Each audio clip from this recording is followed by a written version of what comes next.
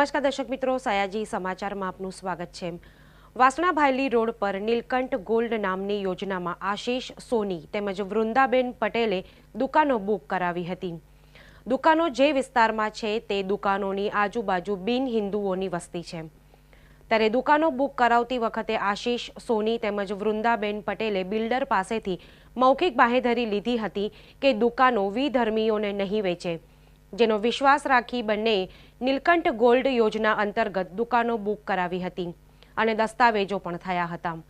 પરંતુ આશીષ સોની અને વૃંદાબેન પટેલને મોડે જાણ થઈ કે બિલ્ડર દ્વારા રૂપિયાની લાલચે યોજનાની અન્ય દુકાનો વિધર્મીઓને વેચી દેવાની વાત ચાલી રહી છે, ત્યારે બંને દુકાન માલિકોએ વિરોધ નોંધાવ્યો છે તેમજ બિલ્ડર ઉપર ઉડાઉ જવાબ આપવાના પણ આક્ષેપો કર્યા છે। ત્યારે આજે આશીષ સોની અને વૃંદાબેન પટેલે પોતાના વકીલ સાથે મળી આ બાબતે કલેક્ટરાલય ખાતે આવેદનપત્ર આપી રજૂઆત કરી હતી। આજરોજ કલેક્ટર કચેરી ખાતે શાનું આવેદનપત્ર આપવામાં આવ્યું? આજરોજ કલેક્ટર કચેરી ખાતે વડોદરાના બે રહીશો કે જેઓનું નામ આશીષ કુમાર સોની તથા વૃંદાબેન કૌશિક કુમાર પટેલ, આશીષભાઈ સોની કે જેઓનો સોની વ્યવસાય છે, સોના ચાંદીનો શોરૂમ છે, અત્યારે અલકાપુરી છે, અને વૃંદાબેનના પતિ કે જેઓ ડૉક્ટર છે, જેઓએ થોડા સમય પહેલાં વાસણા ભાયલી રોડ પર નીલકંઠ ગોલ્ડ નામની યોજનામાં જલારામ બિલ્ડકોઇનની ભાગીદારી પેઢીની હેઠળ નીલકંઠ ગોલ્ડ નામની યોજના છે કે જેમાં દુકાનો બુક કરાવવા ગયેલા હતા। જે દુકાનો બુક કરાવતી વખતે પહેલાં જ એ લોકોએ ફોડ પાડેલો હતો બિલ્ડર્સ જોડે, કે જેના બિલ્ડર્સના નામ છે કેતનભાઈ જયંતકુમાર પટેલ તથા રામકૃષ્ણ એસ ગોર।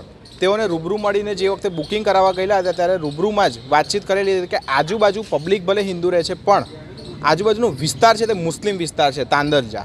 તો મુસ્લિમ વિસ્તાર હોવાથી તમે ભવિષ્યમાં ગેર હિન્દુ વર્ગને એટલે કે મુસ્લિમ વર્ગને અહીંયા આગળ વેચાણ આપો નહીં ને તે વખતે બિલ્ડરો, ઉપરોક્ત નામ જણાવ્યા મુજબના બિલ્ડરોએ અમને લોકોને મૌખિક બાહેધરી આપેલી હતી કે હા, અમે ભવિષ્યમાં કોઈ પણ હિન્દુ વર્ગ સિવાયનાઓને વેચીએ નહીં।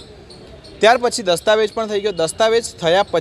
દસ્તાવેજ થઈ ગયા પછી જ્યારે અમને જાણ થઈ કે બે દુકાન કોઈક મુસ્લિમ વર્ગને વેચવામાં આવેલી છે, જેથી અમે લોકો ફરીથી બિલ્ડરને મળવા જ ગયા હતા। તે વખતે બિલ્ડરે જણાવેલ હતું કે અમને તો જે પૈસા વધારે આપે તેને અમે મિલકત વેચીશું। જે તે વખતે અમારો દસ્તાવેજ થયો તે દસ્તાવેજમાં અસાન ધારા હેઠળની પરમિશન પણ અમે લોકોએ લીધી છે, જે દસ્તાવેજમાં અટેસ્ટેડ છે। સમય જતાં અમને જ્યારે જાણ થઈ, રૂબરૂમાં મળીને રૂબરૂ રજૂઆત બિલ્ડર જોડે કરી ત્યારે એકદમ ઉડાવ અને ઉદ્ધતાઈપૂર્વક જવાબ આપેલો હતો કે અમને તો પૈસાથી મતલબ, અમારે આ જગ્યાએ કંઈ રહેવાનું નથી, અમે તો વેચી કાચીને અમારી નવી સાઇટ ચાલુ કરીશું, જેથી અમે હિન્દુને આપીએ, મુસ્લિમને આપીએ, અમને કોઈ વાંધો નથી। પરંતુ જે તે વખતે અમને મૌખિક બાહેધરી આપેલી હતી કે આમાં કોઈ પણ મુસ્લિમને આપીએ નહીં, જેના અનુસંધાને અમે લોકોએ પોલીસ સ્ટેશનમાં પણ રજૂઆત કરેલી હતી કે આવું છે। એટલે પછી અસાન ધારા હેઠળ આજરોજ ભવિષ્યમાં આ સાઇટમાં કોઈ મુસ્લિમને આપેલી હોય તો દસ્તાવેજ કેન્સલ કરવો, અને જો ન આપી હોય તો ભવિષ્યમાં કોઈ મુસ્લિમને સદર યોજનામાં ના આપે તેના માટે આજરોજ અમે કલેક્ટર કચેરીમાં આવેદનપત્ર આપેલું છે।